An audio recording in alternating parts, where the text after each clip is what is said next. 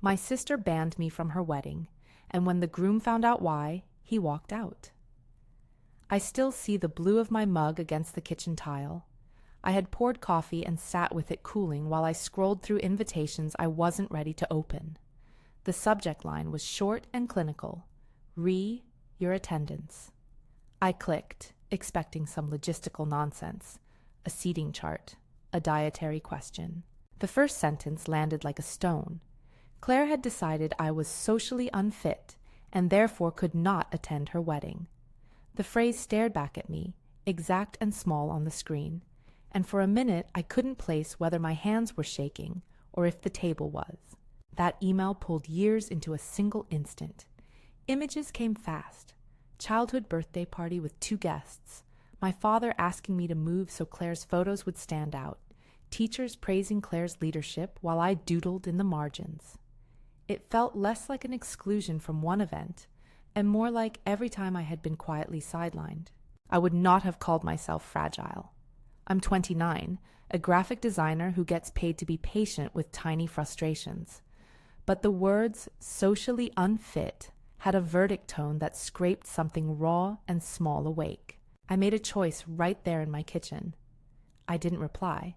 I closed my laptop, I packed a bag, and I booked a week in a coastal cottage in yachts. I told myself I was leaving to breathe, to reset, to stop handing my worth to the next family validation. I told myself I wasn't running away. I told myself many things to keep from answering the question that kept forming in my head. Was I really that embarrassing? If this story is landing with you in any way, if you've ever been told in curt words to stay away or felt erased by someone close, stay with me. If you like hearing these kinds of personal stories, please like and subscribe. It helps people who need this hear these voices. Growing up, Claire was a kind of light the family orbiting around. When I turned 12, our parents organized a small celebration in the living room. There were balloons and a cake, but the cake was the kind of showpiece reserved for the favored child. Claire's candles were given a little more time, a little more fuss. My own birthday candle was lit and carried across the table as if the motion should be more discreet. I remember wishing for a rainstorm but blowing the candle out with the practiced quiet of a kid who had learned to expect less fanfare. School drew the lines. Claire captained the team, organized fundraisers, and learned to read rooms the way athletes read plays. I learned the contours of a softer life, afternoons in the art room, sketchbooks filled with faces I liked but didn't know how to show. Teachers loved Claire for her charisma. They told my mother Claire had leadership potential. To them, I was calm, dependable, the one who would finish projects. Those compliments came across as smaller praise, the kind that didn't make the center of family photos. As adults, the dynamic didn't shift as much as rearrange. Claire's life glittered in Instagram stories, engagement dinners, bridesmaid brunches, a fiancé named Caleb who looked like he stepped out of a movie poster. I moved into a 1-bedroom with a plant that died twice before I learned to water it. I took freelance contracts and designed logos for small businesses. I learned that being good at solitude doesn't equal being invisible. I tried to bridge the split when Claire's engagement felt real enough to touch. I offered to help with the wedding design.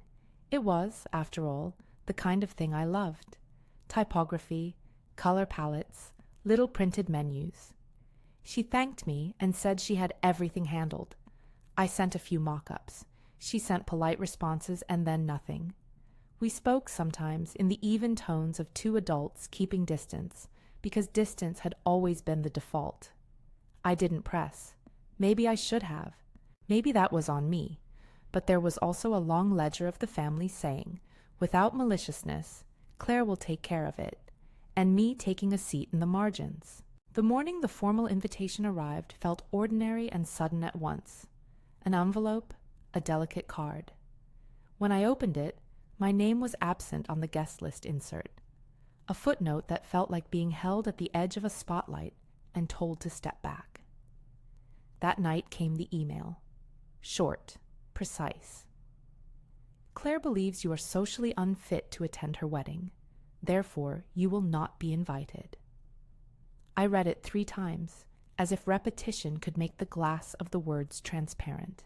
I sat with the laptop closed and the first domestic assault of memory, not physical, but the kind of violence that erodes confidence over time. I thought of all the small erasures, the time my parents laughed at a story I was telling at dinner and redirected the anecdote to Claire, the high school graduation when photos were cropped, so Claire's smile was center stage. I wondered how much of my life I had quietly given away for the ease of family peace. Air made my lungs too loud. I made the decision that would surprise my family more than anything else I could have done. I booked a trip to Yachts, a week in a cottage with salt-washed wood and small windows. I packed my sketchbook, a sweater my father had once called too clean, and a novel I had never finished. I didn't tell Claire. I didn't try to argue. I left because I needed to reclaim the narrative where the words "socially unfit" couldn't follow me around the house. The drive north carried a slow undoing. City streets thinned, the air got sharper, and by the time the cottage's porch showed up through a ribbon of marsh grass, my head had already begun its small rearrangement. The cottage smelled like sun-warmed wood and something baked. The owner had left a jar of peach preserves and a note, "Welcome. Please relax." I opened the window, and the ocean said things to me in a voice that was not urgent. It felt polite and honest. I set my bag down and told myself out loud, "You're enough." The phrase sounded ridiculous and necessary. Yachts was small on people and abundant on things that slow you down. Gulls sharpening the air, a harbor rope creaking like a metronome, a bakery where a woman named Ellen handed me a tart while asking me if I was from the coast. I made no plans to be sociable. I made plans to be present. Mornings were for walking the tide line and finding shells with the kind of conviction I reserved for design problems. Afternoons were for sketching the harbor and writing in a journal I had bought because I liked the weight of it. Evenings were for cooking by candlelight and letting songs get stuck in my head without feeling embarrassed. There was a moment on the second day when the solitude stopped being a punishment and started to feel like a kind of recalibration. I sat on a low wall that split a garden from the path and watched fishermen tend their boats. A child ran by with a red kite. The child's laughter sounded like permission. I wrote one sentence and realized it was the loudest truth I had felt in a long time. I don't have to be anyone's costume. Years of shrinking to make others shine had cost me. It was a quiet theft. The ocean seemed to agree that theft deserved restitution. On the morning of the wedding, I woke to rain that made the cottage smell like pages from an old book. I had the radio on low, and the kettle began to hum when my phone buzzed. It was Mia, my best friend, my emergency contact for feelings. Her text said, "Call me." I called and heard her breath sharp on the line. She said Caleb had found the email. She said Claire had told him in some offhand way that she didn't want me there. She said Caleb's sister, Sophie, had been outraged when she read it and confronted Claire. Mia's words tumbled. Sophie had shown Caleb. They had gone to talk to Claire. Caleb had walked out. Walked out? I asked, because the phrase had a weight that felt too heavy to hold. Mia's voice was small. "He left, Hannah. He went out of the venue. He told Claire he couldn't be part of it if that was how she treated you." Hearing it secondhand left the strangeness of being both vindicated and minimized. Part of me wanted to feel delight, some hard little flash of triumph that the family tableau had finally cracked. Another part wanted to call Claire and ask why, and another wanted to sink back into the bed and hide, the way a child hides when the thunder gets too loud. I didn't want to be used as a pawn in a family spectacle, and yet the reality of Caleb walking out meant the ripples of Claire's decision had consequences far beyond our small grievances. It was not, I reminded myself, about me winning anything. It was about a line Claire had drawn and the cost of that line. Mia urged me to go home, to be present, to be part of whatever conversation was looming. I listened and told her I needed space to think. I stayed in yachts. Part of that decision meant I wouldn't let Claire drag me into guilt for the rest of her choices. It meant honoring myself in the way I had not always managed to. When the news settled into my bones, I did what I had come to yachts to do. I processed. I wrote pages in my journal about childhood scenes, sifting which ones hurt and which ones were raw material for change. I made a list of boundaries I wanted to keep. No sudden demands, no last-minute expectations, no being erased from family stories. I walked further down the coastline than I had on the first day and found a stone the shape of a palm. I kept it folded in the back pocket of my jeans like a talisman for the choice I had made. The return to town felt smaller.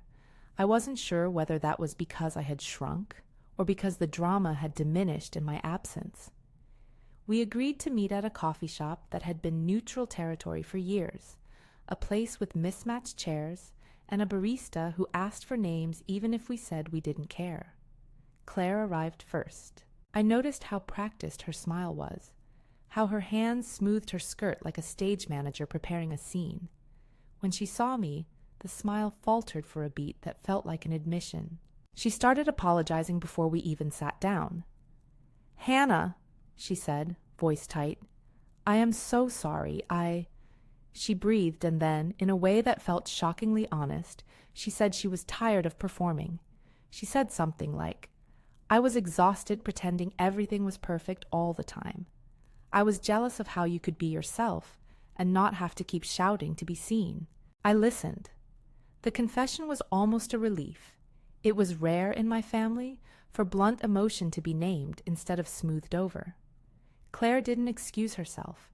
She offered a reason that sounded like a rope toward repair.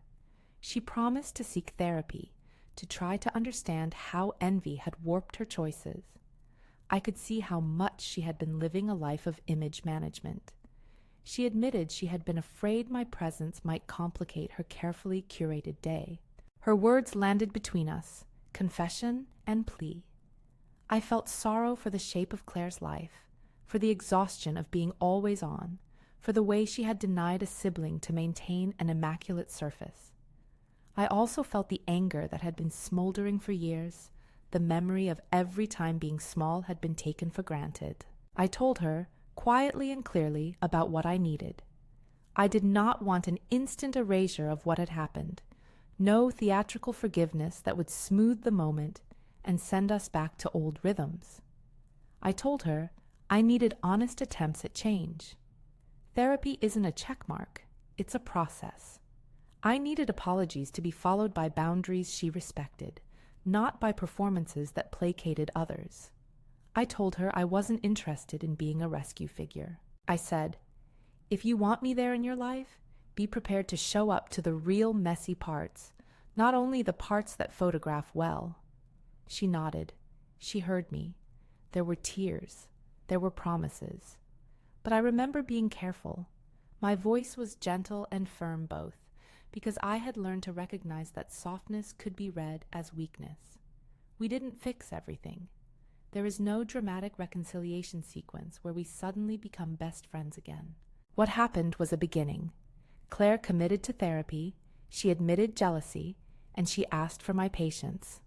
I asked for boundaries and told her the terms were simple: honesty, effort, and time. Our parents, predictably, steadied themselves somewhere between alarm and apology. My mother called, voice small, and asked if I would come over to talk. My father sent a text with a heart emoji that looked like an attempt to fold himself into the right shape. The conversation with them was slow and uneven. I told them how their behavior had shaped the sibling hierarchy and asked them to stop making small jokes about my shyness that landed as erasure. They were defensive at first. Old patterns are sticky. But when I described the email and Claire's exact words, the reality of exclusion made the issue harder to dismiss as "boys will be boys" or "you know, Claire." They promised to listen and to take cues from me about what I needed. That kind of promise is easy to make and harder to keep, but it was the right starting point. Caleb reached out indirectly at first. "Sophie," his sister, had been furious when she learned about the email and pushed him to act. He had walked out of the ceremony that day, not as a triumphant move, but as a boundary he felt he couldn't violate by staying. He had ended up on the street, across from the venue, in the rain, trying to reconcile that the woman he loved had made a choice that felt, to him, small-hearted. When he called me, his voice sounded like someone who had been surprised by his own moral clarity. "I shouldn't have known like that," he said. "Sophie showed me, and I felt awful. I couldn't stand there while she treated you like that." We spoke for a while, and his perspective mattered because it wasn't about me as a trophy to be defended. It was about him realizing he had entered into a partnership where he expected certain values, fairness, compassion, and seeing those values compromised in a way that felt unacceptable. He didn't call to lecture or dramatize. He called to say he was sorry on behalf of what had happened at the wedding, and to acknowledge the cost. In honesty, I felt gratitude for his choice, even as I knew the family fractures were not healed by a single act. Sophie, in the background of all this, had been the one who pushed the truth into light. She had shown Caleb the email and had refused to let Claire's omission slide. I never saw the exchange directly, and I didn't need to. The effect was clear. When someone else refuses to cover another's small cruelty, it sometimes forces a mirror to be held up. The weeks after the confrontation were quiet in a new way. Claire kept appointments. She sent occasional messages that were thoughtful rather than performative. Our conversations were shorter, but more honest. I stopped trying to make the family whole with my own efforts and began to practice being present without being swallowed. At my mother's encouragement, I even attended a family lunch where Claire showed up, and for the first time in a long time, there was a thing called candidness in the air. Not everything went smoothly. Old habits surfaced, and my parents would sometimes slip into the old scripts. But there was less easy dismissal and more listening. A small, important progress. On a personal level, I began to stitch myself back together with deliberate acts. I joined a photography club in town. Mostly amateur people with patient eyes and better coffee than I make at home. That club gave me permission to show up and be seen for something I was quietly good at. It was not about validation from people who had already been given center stage. It was about practicing belonging on my own terms. I kept the shell I had found at yachts in a small dish by my bathroom sink, a tangible memory of choosing my own breath. There were moments of doubt. When Claire sent a photo from a family outing and didn't include an invitation to come, a small ache would press in. I would breathe and remember the vows we'd both made to do the harder work. The truth that therapy is not a magic wand stayed with me. Change looks like repetition. Apologies followed by different behavior, not by clever rhetoric. I will never pretend the groom walking out was a neat form of cosmic justice. It was messy and unintended and left standing what had always been true. Choices have consequences. For Claire, the choice to make an exclusional statement about her sister made her wedding's social fabric ripple in ways she hadn't intended. For Caleb, the choice to refuse that exclusion showed the kind of person he wanted to be in a marriage. For me, it was a complicated moment of validation that never quite removed the sting of being told I didn't belong. When people ask whether I forgave Claire immediately, I say no in a straightforward way. I forgave the possibility of her changing, not the act itself. I forgave that there could be repair if it was earned. Forgiveness, in my experience, is rarely a sudden lift. It's a slow reweaving, stitch by stitch, where trust is regained by action. Claire started to show up differently. She checked in without the old performance, the way a person who has been rehearsing emotions starts to speak them plainly. Her willingness to see a therapist, to sit with the parts of herself that were jealous and exhausted, was real action. It didn't erase the past. And it didn't need to. It simply made a future possible that wasn't only dictated by habit. Family patterns are stubborn things. My parents will still occasionally revert to a sarcastic aside that lands like a bruise. I still catch myself wanting affirmation from the wrong places. But the cottage and yachts and the stone I keep in my pocket are reminders of a decision I made when someone told me I wasn't welcome. I chose to leave, to recenter, and then to return on my own terms. That choice matters. If there is one thread through all of this, it's that boundaries are not a selfish fortress. They are a basic kind of self-respect. Saying no to being erased does not mean you are heartless towards someone who is struggling. It means you will not sacrifice your dignity for someone else's image work. It means you decide what you will accept and what you won't, and then live by that decision. When I tell this story now, people sometimes expect the dramatic ending, a big reconciliation, or a final sweeping statement that everything turned out perfect. The reality is quieter and more satisfying. Claire is in therapy. She's apologizing in ways that show effort. My relationship with our parents is being renegotiated, and I have a club of people who meet me for coffee and critique my photos with blunt kindness. Caleb and I are not a romantic pair. Our interaction was a moral clarity that mattered for both of us. Sophie did something brave by refusing to let an injustice go unnoticed. Mia kept being my friend by calling me in the middle of storms and insisting I answer. I still carry the awkwardness of family inventories, catalogs of who fits where in the photos, but that inventory no longer writes the full story. I write parts of it now. Each time I choose a small act of care for myself, I shore up the borders of what I will and will not accept. I keep the shell from yachts on my dresser not to gloat, but to remember the day I chose myself. If you've ever been excluded, minimized, or quietly told you don't belong, I'm sorry you know that ache. You don't have to accept erasure to keep being kind. Sometimes the kindest thing you can do for yourself is to step away for a while, to let perspective return. If you feel like sharing, please leave a comment about a time you had to choose yourself. What did that look like for you? Subscribe if you want to hear more of these personal stories. You're not alone, and belonging can be something you build, one careful boundary at a time. My sister banned me from her wedding. The groom walked out when he saw the truth. In the middle of that fracture, I learned that choosing my own dignity didn't mean I had to build a wall around my family. It meant I could start asking for different things of them. The rest is slow work, one honest conversation at a time.